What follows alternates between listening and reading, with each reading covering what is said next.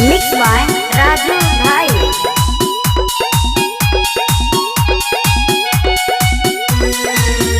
कब सोचले न रहनी ऐसन तू करबू हो। दिलवा लगा के दिलवे के तोड़बू हो। जिंदगी में ऐसन तू खेल कइलो, जिंदगी में ऐसन तू खेल कइलो।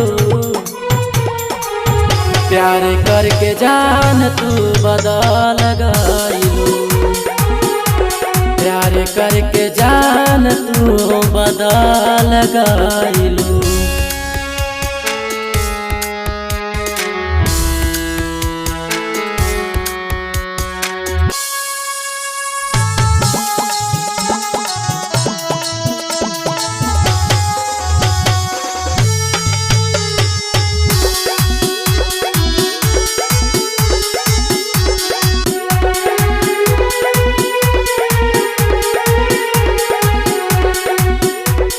दिनवा तो कट जाला कटेला न रात हो। याद तो हर आवेला मीठी मीठी बात हो। दिनवा तो कट जाला कटेला न रात हो। याद तो हर आवेला मीठी मीठी बात हो। उम्र कैद हमरा के जेल कइलू, उम्र कैद हमरा के जेल कइलू। प्यार करके जान तू बदल गइलू, प्यार करके जान तू बदल गइलू।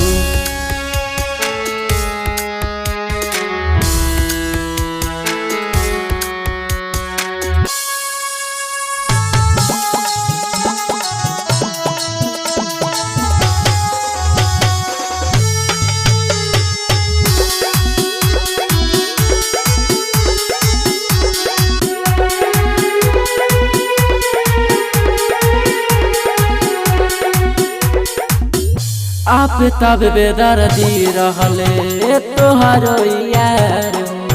गुलफान राजा संगे कैलो खेलवार हो। आप तब बेदर्दी रहले तोहरो यार। गुलफान राजा संगे कैलो खेलवार हो। खुर्शद राज के जान भइलू, खुर्शद राज के जान भइलू। प्यार करके जान तू बदल गइलू।